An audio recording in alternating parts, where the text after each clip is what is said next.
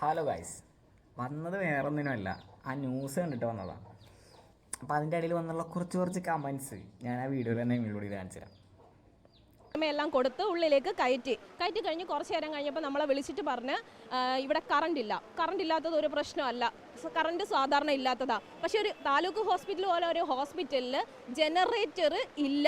ജനറേറ്ററിന് എന്ത് പറ്റിയെന്ന് ചോദിച്ചപ്പോൾ അതിന് ഡീസൽ വാങ്ങിക്കാൻ പൈസയില്ല. പ്രതികരണശേഷി നഷ്ടപ്പെട്ട കേരളം അത്രേ. അപ്പോൾ എന്നെ കൊണ്ടാവുന്ന രീതിയിൽ ഞാൻ പ്രതികരിക്കണ്ടേ? എന്നാലും നാലാൾ കാണുള്ളൂ. നാലാൾ കണ്ടിട്ടല്ലേ എങ്കിലും നാണം വരട്ടെ.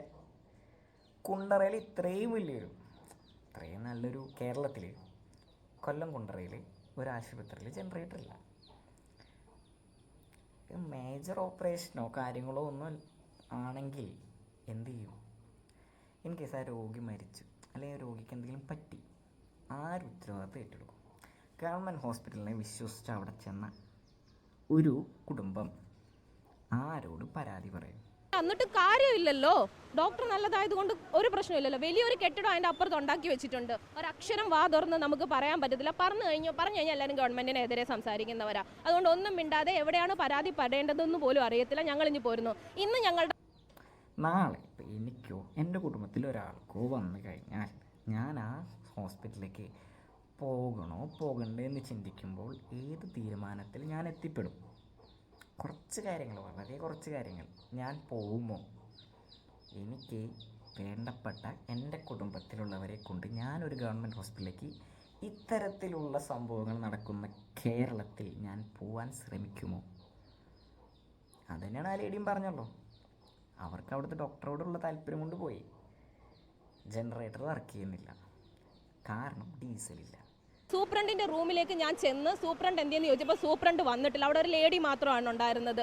നേരത്തെ ഒരാവശ്യത്തിന് വേണ്ടിയിട്ട് ഈ സൂപ്രണ്ടിനെ കാണാൻ ഞാൻ പോയിട്ടുണ്ടായിരുന്നു. എൻ്റെ ബ്രദർ CRPF-ലാണ് വർക്ക് ചെയ്യുന്നത്. ഇന്ത്യ പാക് പ്രശ്നം നടക്കുന്നത് കൊണ്ട് ലീവ് കൊടുക്കാത്തത് കൊണ്ടും അവന് ഈ സമയത്ത് ഡോക്ടർമാർ സംസാരിച്ചിട്ടുണ്ടായിരുന്നു. ഡോക്ടറെ കൊണ്ട് എന്ത് ചെയ്യാൻ പറ്റും? ഡോക്ടറിൻ്റെ സാലറിയിൽ നിന്ന് എടുത്ത് ആ ഡോക്ടറിനോടുള്ള വിശ്വാസം കൊണ്ടാണ് നമ്മൾ അവിടെ ആ ഹോസ്പിറ്റലിൽ പോയത്. അഞ്ചാലമൂടുള്ള ഞങ്ങൾക്ക് ഡിസ്ട്രിക്ട് ഹോസ്പിറ്റലാണ് എളുപ്പം വരാനായിട്ട്. പക്ഷേ ഞങ്ങൾ താലൂക്ക് ഹോസ്പിറ്റലിൽ പോയത് അവിടുത്തെ ഡോക്ടർ നല്ലതായതുകൊണ്ടാണ്. പക്ഷേ ഡീസലിടാൻ പിരിവിട്ട് കൊടുക്കാന്ന് പറഞ്ഞില്ലേ? ആ ചേച്ചി പറയുന്നത് കേട്ടല്ലേ? ഡീസലിടാൻ പൈസ പിരിവിട്ട് കൊടുക്കാന്ന്. എന്നാലും പറ്റൂല. പിന്നെ കോമഡിയാ, സൂപ്രണ്ട് 10:45 എത്തിയിട്ടില്ല. അത് നമ്മളെ ഡോക്ടർ അരുൺകുമാർ ചോദിക്കുമ്പോൾ ചിരിച്ചും കൊണ്ട് നേഴ്സ് പറയുന്നുണ്ട് എത്തിയിട്ടില്ല. അപ്പോൾ അരുൺകുമാർ തിരിച്ചൊരു കാര്യം ചോദിക്കുന്നുണ്ട്, അത് ഇന്ത്യൻ സ്റ്റാൻഡേർഡ് ടൈം അല്ലേ യൂസ് ചെയ്യണമെന്ന്. അല്ലാതിരിക്കണം ചിലപ്പോൾ. ഇതൊക്കെ ഇത്രയേ ഉള്ളൂ. ഇതിനൊന്നും ഒരു സ്റ്റാൻഡേർഡ് ഇല്ല.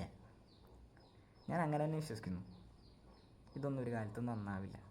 ഞാൻ മാത്രം പറയുന്നതല്ല, ആ വീഡിയോയ്ക്ക് താഴെ വന്നിട്ടുള്ള കമൻറ്റ്സ് നിങ്ങൾ കണ്ടു നോക്ക്. ഞാൻ വേണമെങ്കിൽ ആ റിപ്പോർട്ടർ വീഡിയോയുടെ ലിങ്കും ഞാൻ നിങ്ങളോട് ചെയ്യാം.